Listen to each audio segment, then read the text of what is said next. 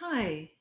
And so you're lonely. You're feeling lonely in your marriage. Maybe you're feeling lonely in your relationship and you're wondering, what's wrong? What's wrong? Maybe I'm not supposed to be feeling this way, or what have I done wrong, or what have they done wrong? Well, it's one of those unspoken, realities for many, many couples, whether married, long term relationships, but they start to get so busy with life, or we start to get a little lazy and take each other for granted, or we spent all those early years raising up kids or critters or careers that as things slow down or as our busyness continues, there's this gap and this divide between our two lives. And so oftentimes I talk to folks and they say, I feel like I'm alone in a crowd. I feel alone in my home or with my family. I feel lonely. And it's a truth. It's a reality and it's valid. And if you're feeling that way, don't worry. I've got some things that we can do. The first thing is recognizing that you're not feeling connected to your spouse, your partner, to the relationship, to the marriage. Okay. Realizing that there's something that's going on for you. They may be feeling just fine, and that's okay. It's okay that we have differences in how we feel. So we want to start with recognizing that we're experiencing this, communicating it to them, and maybe you have to write it down first. Sometimes these things are such big concepts, so they're really hard to like touch and feel. Write it down. Don't be afraid. Put those words on paper. Bring it to the chat. Ask for them for a time to talk about what is going on for you personally, not a reflection on them. Express your needs. I need to spend more time, or I need to feel like we have something to talk about at the end of the day or the beginning about the day.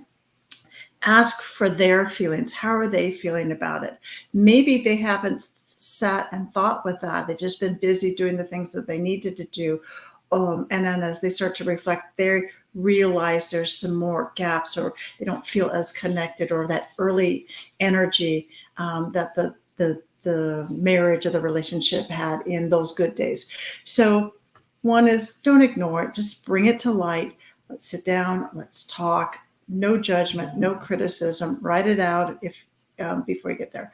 Being vulnerable with each other, that's sexy. That's really a great connection for the emotional aspect of the relationship.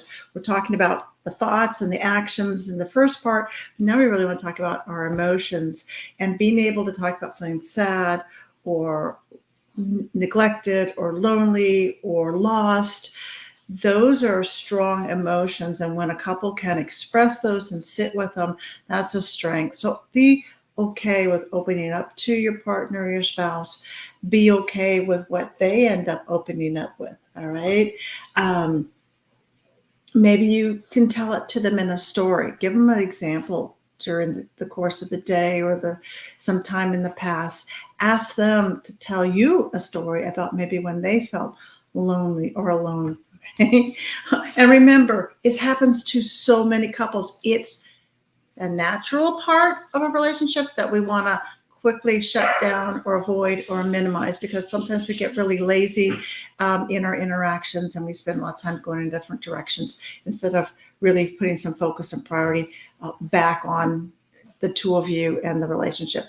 So once a good quick fix is we got to get back to spending time together, connected time, not disconnected time where we're just zoned out watching television, or we're together but we're watching kids or grandkids and we're going in different directions. But I mean, get down to something that's just the two of you. We have a simple meal. You go in the kitchen and you prepare and cook the meal together. You do the dishes together.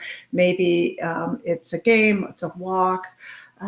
Maybe it is, we're going to learn something new together. So you take up a hobby or work in the garden. It's spending time together, where it's the two of you, you're doing something fun, something that's personal.